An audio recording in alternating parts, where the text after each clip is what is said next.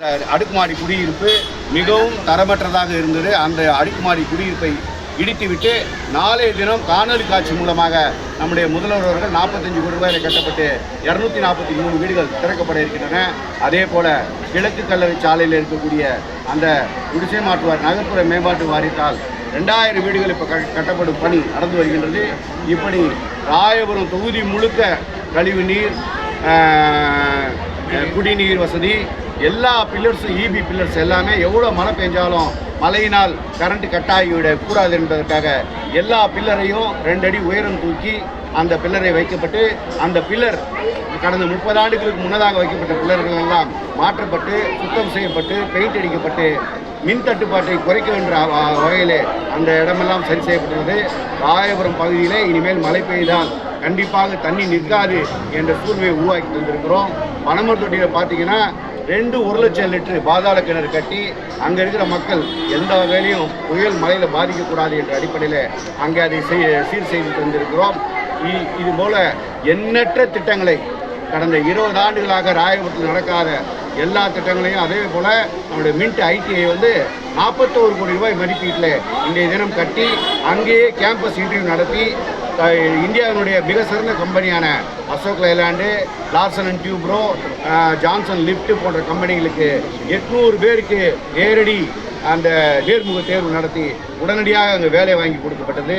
இப்படி சொல்லிக்கொண்டே அடுக்கிக்கொண்டே நம்முடைய திராவிட மாடல் நாயகன் நம்முடைய தளபதி அவர்களும் நம்முடைய மாண்புமிகு துணை முதல்வர்களும் நம்முடைய ராயபுரம் பகுதிக்கு நாம் என்னென்னலாம் கேட்டோமோ அத்தனை பணிகளையும் செய்து கொடுத்து நம்முடைய 50 ஆண்டு கால பிரச்சனையாக இருந்த ராயபுரத்தில் போஜராஜ நகர் சுரங்கப்பாதை என்பது இன்றைய தினம் 50 ஆண்டுகளுக்கு பிறகு நம்முடைய தானே தலைவர் தமிழக முதல்வருடைய நல்லாட்சியிலே போஜராஜ நகர் சுரங்கப்பாதை மிக சிறப்பாக திறந்து அந்த பகுதி மக்கள் இன்றைய தினம் அந்த பாதையை கிட்டத்தட்ட 10,000 குடும்பங்கள் மிக சிறப்பாக பயன்படுத்தக்கூடிய ஒரு வாய்ப்பு ஏற்பட்டிருக்கிறது. இப்படி பல்வேறு திட்டங்களை மிக சிறப்பாக நிறைவேற்றி ராயபுரம் தொகுதி வட சென்னையிலே நம்முடைய எங்கெங்கெல்லாம் என்னென்ன திட்டங்கள் கேட்டோமோ அதையெல்லாம் தந்த முதல்வர் அவர்களுக்கு அவர் 100 ஆண்டு பல்லாண்டு வாழ வேண்டும் என்று இந்த தருணத்தில் கேட்டு, மீண்டும் முதல்வராக தமிழக முதல்வர் அவர்கள் 200க்கும் மேற்பட்ட தொகுதிகளில் வெற்றி பெற்று மாபெரும் வெற்றி பெற்று நம்முடைய இந்த கழகத்தை மீண்டும் ஆட்சியில் அமர்த்துவார். மக்களுக்கு இதே போல 1,31,00,000 மக்களுக்கு எப்படி 5,000 ரூபாயை எடுக்க நினைத்த அந்த பாஜக அரசையும் அதிமுக அடிமைகளையும் எப்படி ஒரு இரவில் அவர்களை கண்களை குருடாக்கி மக்களுடைய வங்கி கணக்கிலே அந்த 5,000 ரூபாய் சேர்த்தார். அதே போல மே மாதம் 2,000 ரூபாய் கொடுப்பேன் என்று சொல்லி அளித்திருக்கிறார். அதே போல திமுக சொன்னதை செய்வதைத்தான் சொல்லும் என்று தருணத்தில் கூறி மீண்டும் ஒரு முறை தானே தலைவர் தமிழக முதல்வர், தானே தலைவர் தமிழக முதல்வர், தானே தலைவர் தமிழக முதல்வர். மீண்டும் சட்டமன்ற உறுப்பினராக உங்களை தேர்ந்தெடுத்தா என்ன திட்டங்கள்லாம் இங்கே ராயபுரம் பகுதிக்கு நீங்கள் செய்வீங்க? ஒரு சட்டம் எனக்கு வாய்ப்பு திமுகவில் வழங்கும் பட்சத்தில் நம்மளுக்கு மிக முக்கியமான பிரச்சனையாக இருக்கிறது இந்த சூரியநாராயணன் செட்டி தேர்விலிருந்து ஒரு பிரிட்ஜ் வேணும் அப்படின்றது நம்முடைய கோரிக்கையாக இருந்துகிட்டு இருக்கு. ஏன்னா ஆர்கே நகர், திருவொற்றியூர், எண்ணூர், மணலியிலிருந்து வரக்கூடிய அனைத்து வாகனங்களும் இந்த சூரியநாராயண செட்டி தேரில் வந்துகிட்டு இருக்கு.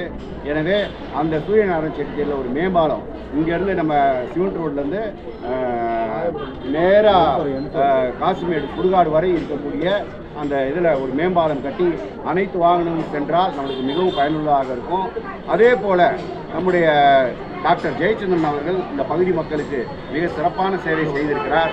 அவருடைய பெயரால் ஒரு சாலை அமைக்க வேண்டும் என்று நம்முடைய தானே தலைவர் தமிழக முதல்வர் சொல்லியிருக்கிறோம். அதை பண்ணி தருவோம்.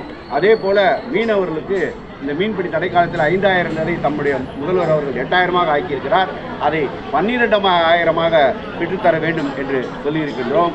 அது மாத்திரமல்ல, ராயபுரத்திலே பத்திரப்பதிவுத்துறை சார்பாக ஒரு அலுவலகம் கட்டப்படும். மீதமுள்ள இன்னும் 5 புட்டாச்செட்டி ஸ்கூலில் பணிகள் நடந்து கொண்டிருக்கிறது.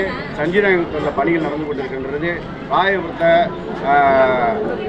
மின்ட்டில் இப்போ பார்த்தீங்கன்னா IAS IPS அகாடமி நடந்து கொண்டு இருக்கிறது. ஒவ்வொரு தடவையும் 90 மாணவர்கள் படித்து கொண்டிருக்கிறாங்க. இன்னும் பல்வேறு திட்டங்களை நாங்கள் திட்டமிட்டு வைத்திருக்கிறோம்.